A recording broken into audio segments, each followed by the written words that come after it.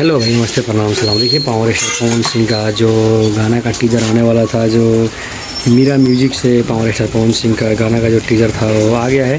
ठीक है, तो ऐसे भी अपना द्वार प्यारा और बनाए, और पावर स्टार पवन सिंह का जो ये गाना का टीज़र है जो आ गया है, और हम जो इसमें गाने में जो हम पोस्टर लगाएंगे उसमें आपको रिलीज डेट पता चल जाएगा। और पावर स्टार पवन सिंह का ये जो गाना है वो कल गाना आ जाएगा। आप कितना बजे आएगा पोस्टर में आप लोग देख लीजिएगा, और अपना छोटका भाई के चैनल के सब्सक्राइब और शेयर करिए। और ये पावर स्टार पवन सिंह का गाना जो है बहुत ब्लास्ट और ख़तरनाक होने वाला है, तो इसे भी अपना दुलार प्यार बना कर रखें, और पावर स्टार पवन सिंह का गाना के ये दबा के शेयर करें। और कल गाना रिलीज़ हो जाएगा, कंफर्म डेट आ गया है।